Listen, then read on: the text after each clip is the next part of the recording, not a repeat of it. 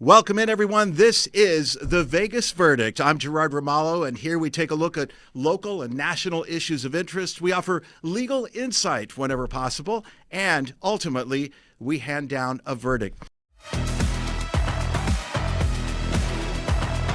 Today, we are talking about psilocybin, also known as shrooms. On the streets, sometimes they call them psychedelics. And our question today is Vegas ready for shrooms? Our legal expert joining us today, none other than Tony Abbatangelo. He goes by Tony the Tapper sometimes. He's the former judge. And Tony, we're glad to have you back with us once again. Give me your thoughts, just a preliminary reaction to our question today. Is Vegas ready for shrooms? Of course it is. I think that the biggest problem is the way drugs in general have been perceived over decades. And then, of course, the big problem is people abusing them, and I'm a practical person. Mushrooms are out there, okay?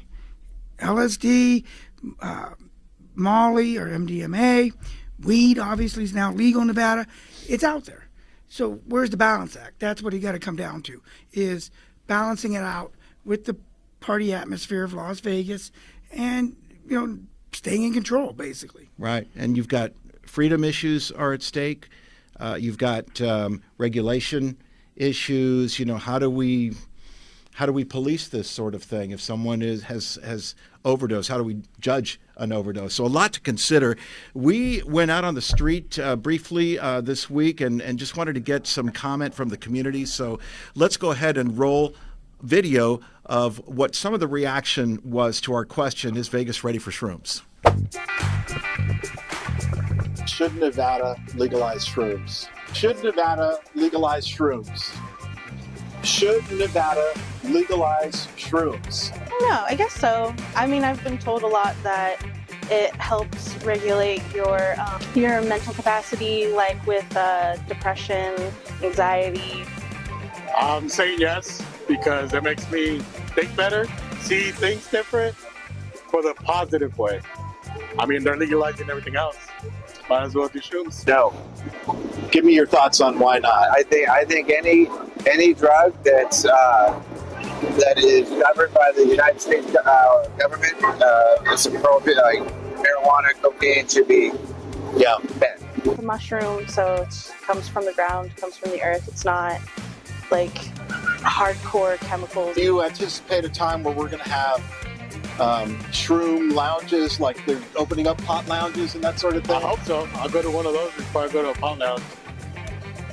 Do we have to be concerned about people who are maybe not mature enough to handle this? And you have concerns about what it could mean. People will be driving, hallucinating. And I think that there are concerns about people, driving while hallucinating, or are there some potential pitfalls?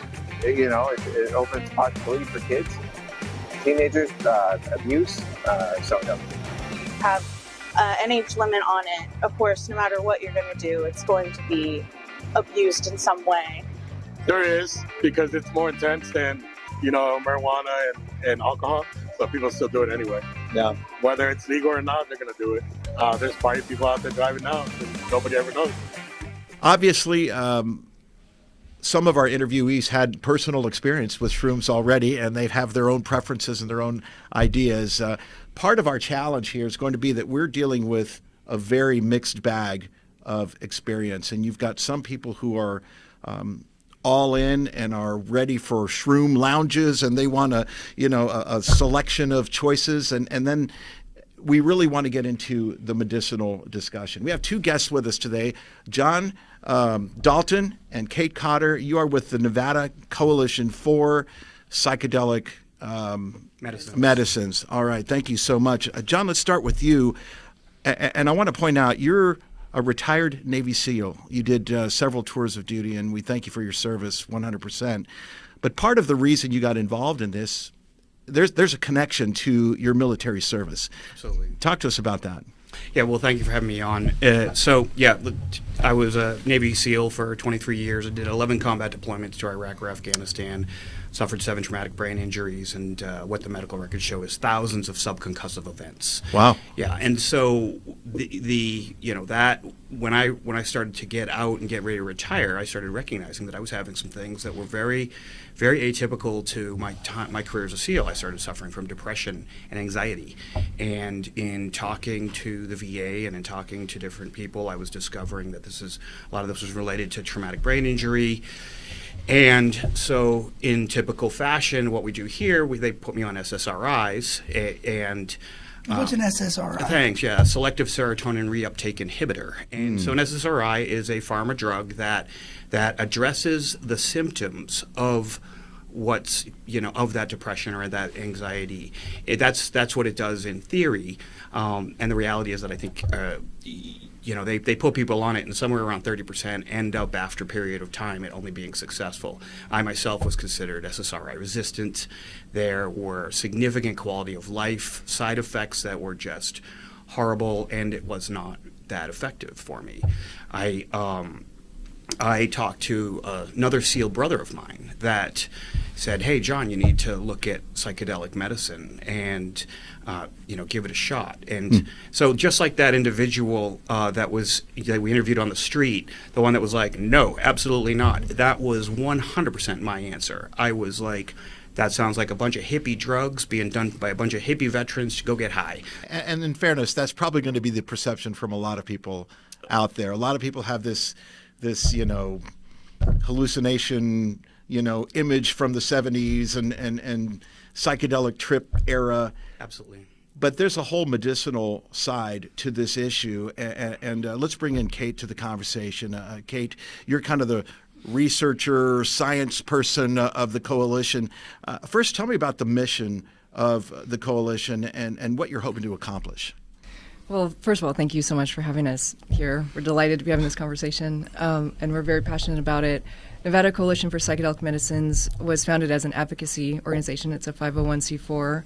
It's a sister nonprofit to Sierra Psychedelic Society in Northern Nevada, which is a 501c3.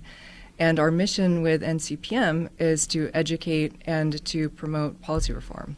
So we have been driving the legislative effort in Northern Nevada, in the state of Nevada, forgive me, and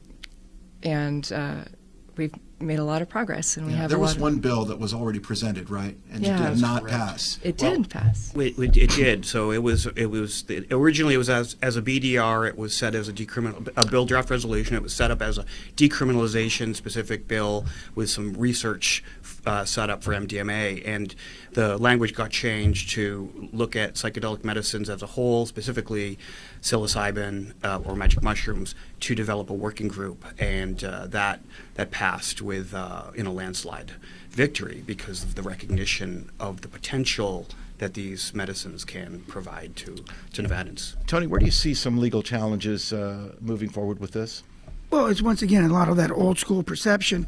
But let me ask you this, John. So when it got passed, it didn't legalize MDMA or mushrooms or anything, or did it? It did not. What was the bill first step accomplishment? It's to create a working group, which is currently underway right now in Nevada, the governor's working group on psychedelic medicines. So what I see with this is just like the progression of marijuana in Nevada. I was born and raised here. I actually have a daughter, as I was telling Kate, up at UNR. She's studying psychology forensics. So I told her about how drug use and all this kind of stuff happens. And Nevada, one thing she was surprised about is it's very tough on drugs. We've always had the 24/7 alcohol. And I said, we talked about how she studied the United States incarcerates more people per capita than any other country in the world. And I told her, and Nevada is usually in the top 3, it used to be number 1, which means out of the whole world, we incarcerate more people per capita than anywhere else. And it's the war on drugs and all that, it's not working. Right. So with that being said, let's be practical. So with that, I see this as the progression of marijuana. Growing up here, 1 joint, 1 gram of marijuana, felony. Then it changed. A slow progression. It took time and education. You could have less than an ounce of marijuana was a misdemeanor. Then medical marijuana was allowed. And now, as long as you got juice, in the state, you can own a dispensary, right? So it's all legal. So I mean, and like you asked on the video, pot lounges. I said, there's no way that's ever going to happen. But guess what? Casinos want it. So guess what? It's going to happen. It probably will happen, but there's a differentiation here, and I want to play devil's advocate a bit, because there's medicinal marijuana and then there are pot lounges and recreational pot. It took us a while to cross that divide. I see an even greater divide when it comes to shrooms, and again we have the issue of regulation. I mean, and you know, microdosing, and is there going to come a time when people can walk into a shroom bar or a shroom lounge and have their choice of any of 10 hallucination options, and people are going to be eating their mushrooms or ingesting them however you ingest them? You know, maybe there's a mushroom vape. I have no idea, but then everybody drives home and they're hallucinating on their way home. I think that's a fair discussion. Absolutely. And there's going to be an element of the society that doesn't want it because of that reason. Do you guys want to jump in on that? Yeah, I'll actually say something on that right away, and that's that, you know, we engage law enforcement on a routine basis because we want to make sure that their voices are represented in this, so that we can look to mitigate harm and mitigate risk as much as possible. One of the recently one of the phrases I heard was, we're concerned about the unintended consequences, and that's exactly what you just said. And it is a valid discussion point, and the solution to that is going to be education. Well, look at alcohol. People get drunk and drive, and they kill people, or they get arrested. I mean, there's got to be regulation. There's got to be control, and that's it. You can't just. I see a big difference between having a mushroom lounge or any other kind of lounge that has a harder effect than weed, because how'd you get there, and how you getting home? Just like you mentioned earlier. Let's take a break here. We're going to continue this discussion. We're just getting started. So we'll be back with more of the Vegas Verdict coming up right after this.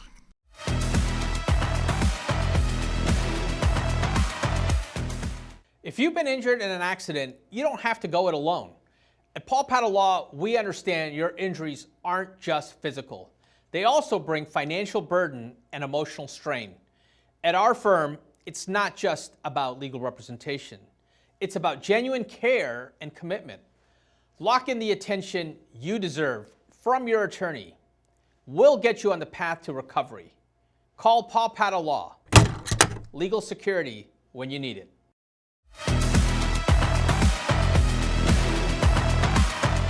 Welcome back, everyone. This is the Vegas Verdict. Our topic today is Vegas Ready for Shrooms. I want to bring up a point, and Kate and John, we want you to jump in on this.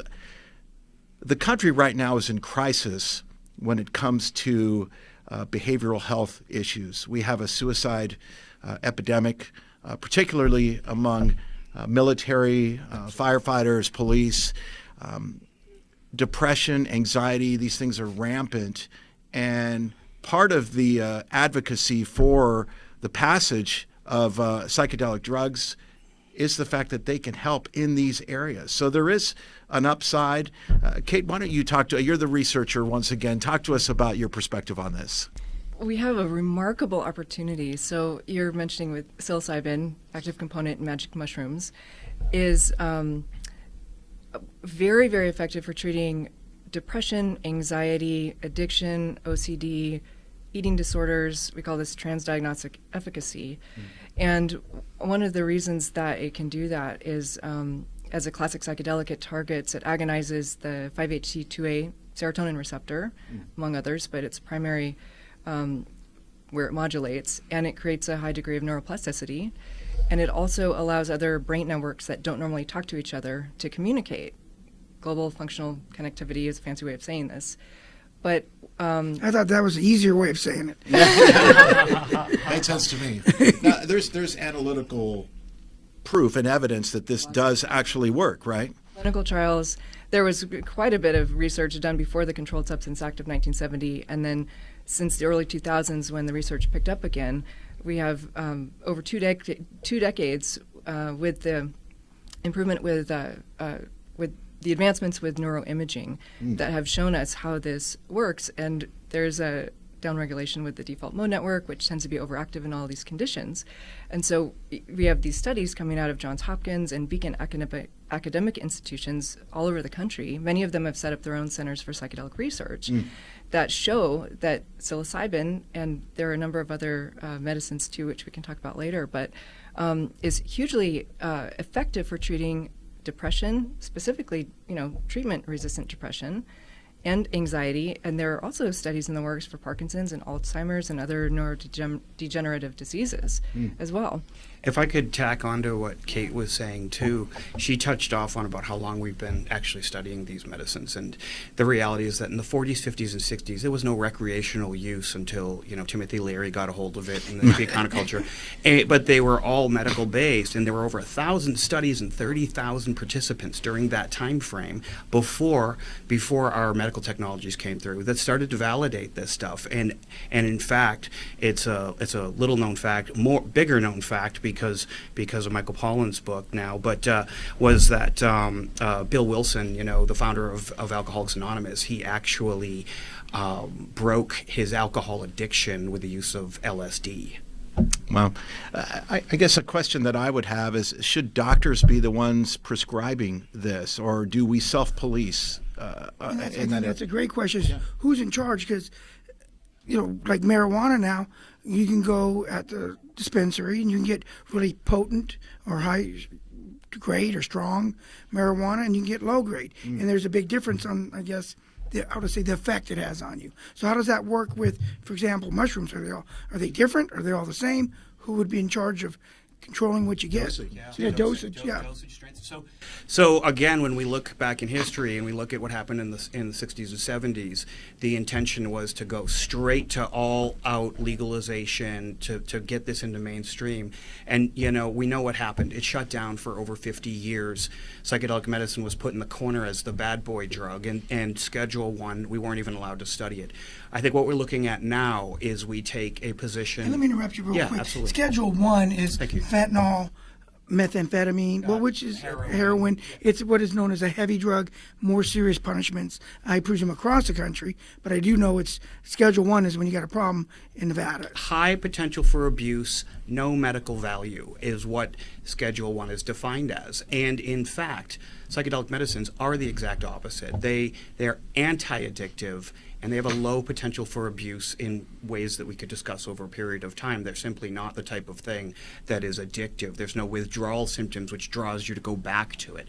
So when we talk about that how should we approach this for Nevada for legalization? Our belief is that we start off with a regulated, legalized access where there's controls, where there's set and setting, where there's something called psychedelic assisted therapy with the use of a therapist to be able to help the individuals. And we believe that in doing so, if you develop a regulatory architecture for this framework so that you can legally administer this with controls, you can also do so in such a way that you can do it at scale. And instead of helping hundreds, or thousands of people in the underground, which would happen in a typical decriminalization model, this is all above board, there's no stigma to it, and you can help tens of thousands to hundreds of thousands to millions of Americans. And by the way, we're talking about mental health here. We didn't even address the opioid crisis, of which these things can really have a major impact. And we know that Nevada is one of the worst in the country for opioid addiction. Would this be an FDA issue? Would it be approved by the FDA? And because it's naturally grown, is it considered a holistic medicine versus like a synthetic LSD or something along those lines? I mean, these are questions that I have as well. Absolutely. So they initially, one of the reasons we're trying to get on the state level is because we know the federal government really has troubles just getting out of its own way. And for example, weed or marijuana is still illegal at the federal level. And if it was rescheduled when over 30 different states had legalized it, then maybe this could be happening on a federal level only. Right. There's federal efforts underway. We believe that to make this happen for Nevadans sooner, we need to address on a state level while they continue to clumsily move along on the federal level to try and get this thing forward. Very good. One thing to consider would be the Cole memo, which was used as that's a federal memo that's put out in 2013, so that as states legalized, like Nevada, individuals in those states can't be penalized and persecuted on that federal illegality, and in doing so, we would be able to get this thing legal. And so what that means is Nevada's legalized marijuana. I get caught with a couple grams, whatever, of marijuana. It's not a crime, but the feds arrest me. So that's what John's talking about. Okay. And that's why, like, the people that are legally selling marijuana and growing it, for example, they have troubles with banks because their money's FDIC insured. And guess what? That marijuana money is tainted as illegal money under federal law, but not state law. So I don't even know what they do with their money. But at first, they were not allowing banks to take that money. They said, we're going to yank your insurance away.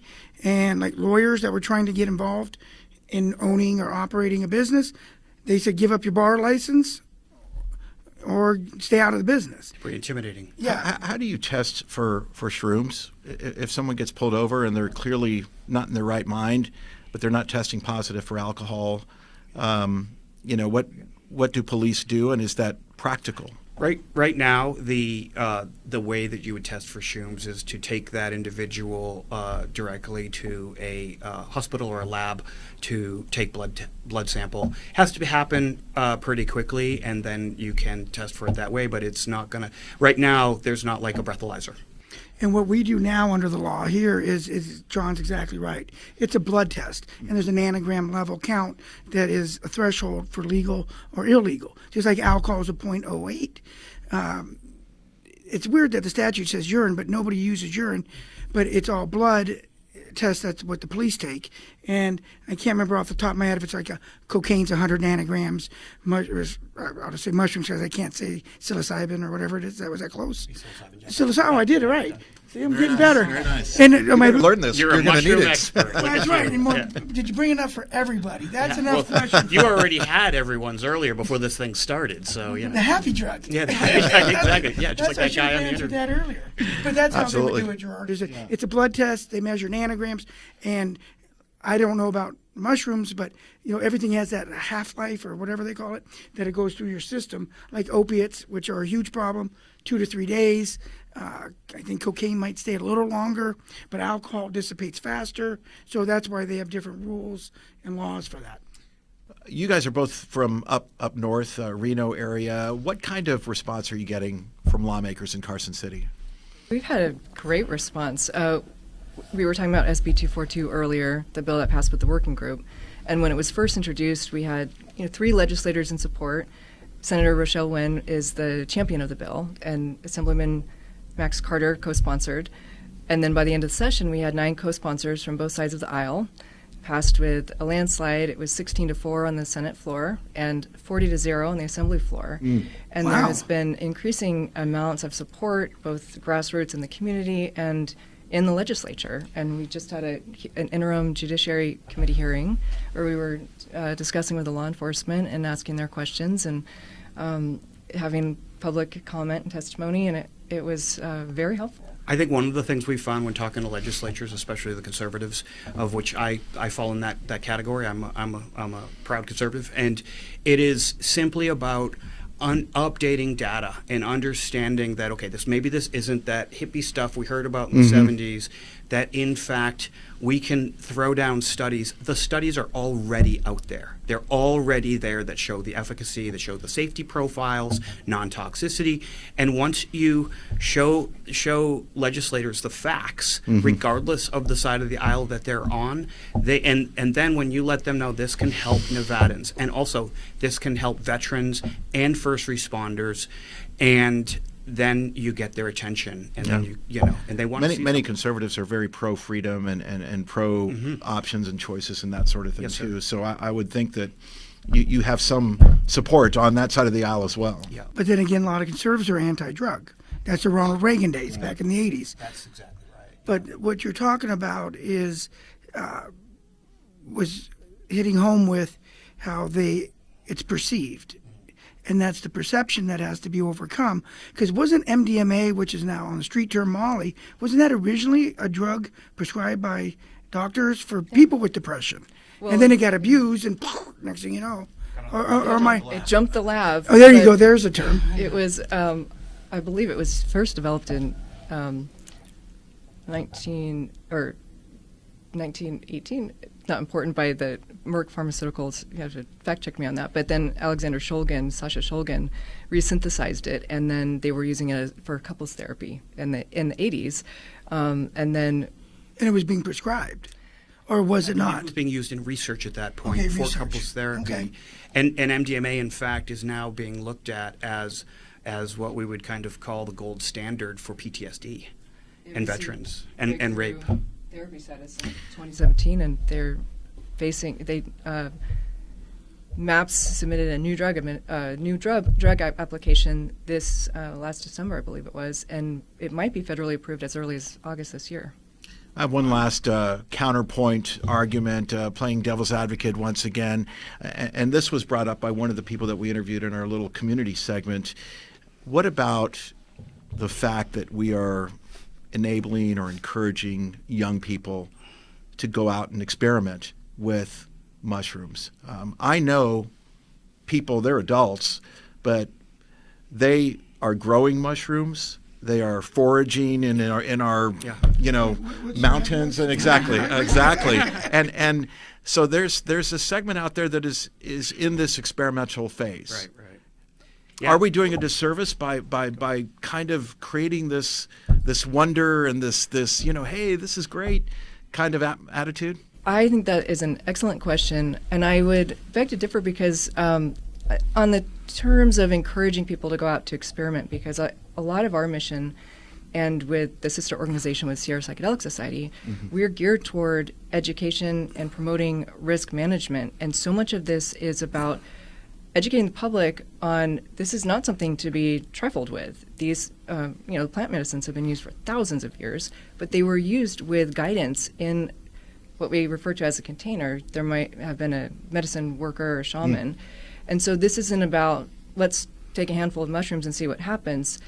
Let's look at this as a very serious medicine. There are guidelines. There's precautions to be taken. They're not safe for everyone to be using. There are contraindications. And so there's a broad spectrum. Let's be really measured about how we approach this. And especially for people that are younger and in a process where, the brain is still developing, absolutely not part of the messaging that people should just, go out and experiment. Yeah, and I haven't heard anything like that today, or even when we were off the show discussing it. Plus, just like, dealing with people in mental health court, they get their medication, which is a drug, and they have to adjust it. Sometimes you might need 10 milligrams, I need 30, and it's not working, so I go down to 20, you go up. I mean, it has to be, these are real drugs. This, with all respect, that weed and alcohol are similar, in my opinion, which is not science-based. People can abuse it and it affects everybody differently, but it's not as powerful to me as these other drugs. And what Kate said is right. You can't just go, hey, let's have a handful of mushrooms and woo, it's Friday night. Yeah. Right. I would say that I would not. I agree with you. I would not put these in the same category as cannabis or alcohol. There's a huge difference between 0.5 grams and 5 grams of mushrooms, in which you are completely debilitated, and so there is the concern of that.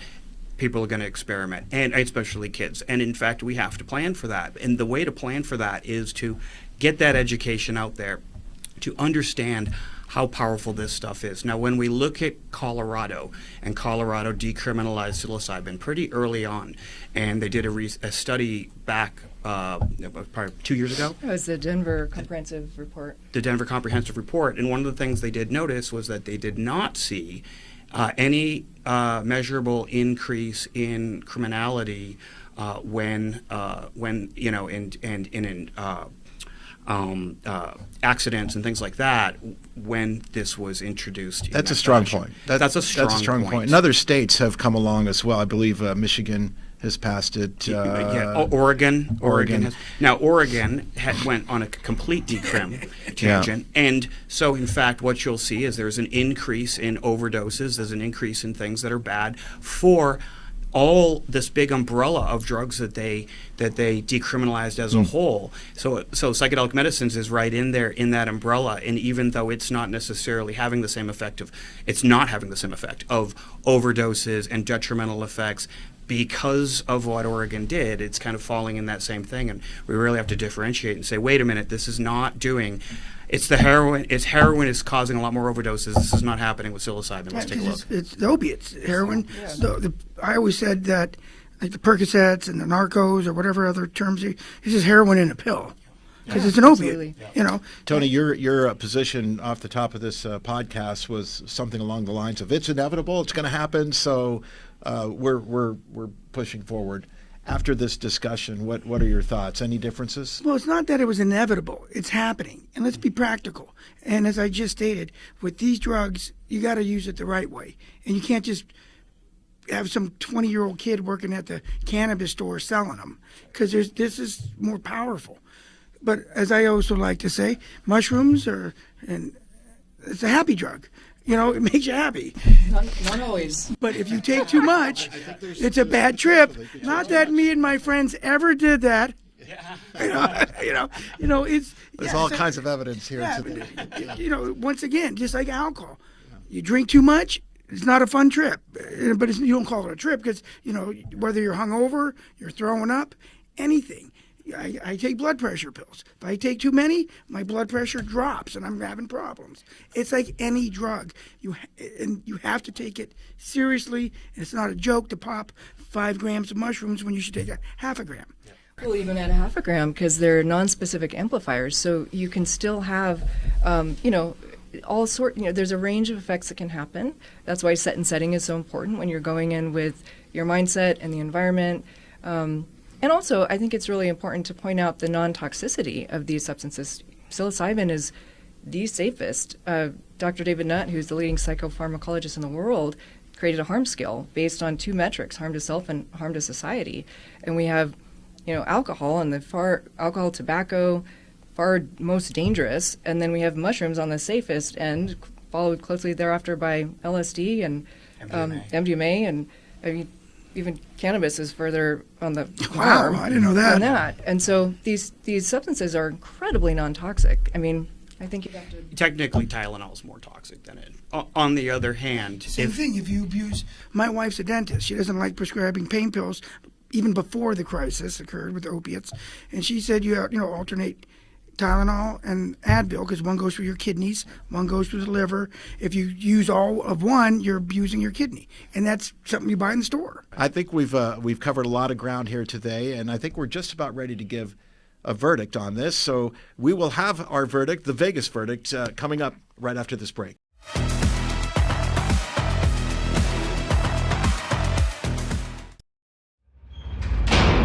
Legal troubles require swift action, and there's only one attorney who's quick on his feet. Legal troubles don't wait, and neither should you. I'm Tony Abbatangelo, a former judge with 30 years' experience. I know the judicial system, and I know what will work for you in court. When your circumstance requires a skilled negotiator who knows the law, tap into Tony. He's a former judge who can defend your rights. Call 707-7000.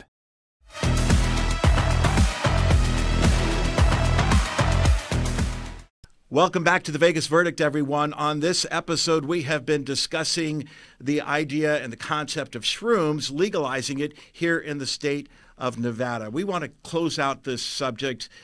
John and Kate, we want you to give us your final thoughts on why this is a good idea.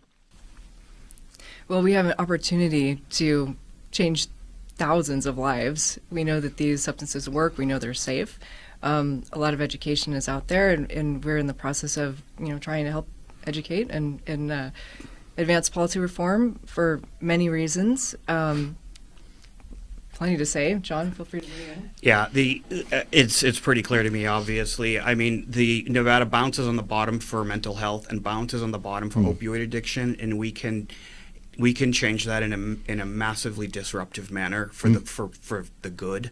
And so I believe that there's room in Nevada for psychedelic medicines. Tony, your final thoughts? I just think that if it's properly regulated, that it should be used in limited purposes. Once again, not going to go to the 7-Eleven, just buy a bunch of mushrooms or MDMA. It just needs to be done correctly. Alcohol is the famous gateway drug, and it has a big effect on people and a lot of problems with society, but a majority of people control it. So the same thing with any other drug. That's my opinion. All right. Well, our topic today was, is Vegas ready for shrooms? And the Vegas verdict is yes. And I will say yes, but with a caveat. We don't, I think, want recreational use to the point where young people are having their pick of whatever is out there and people driving and hallucinating. We need to fine-tune that regulation component and decide how we're going to prescribe it or use it as well. I think there's a lot to be done, and with that, we will continue this discussion as more legislation comes forward and new bills are approached, and I'm sure you'll have a hand in that directly.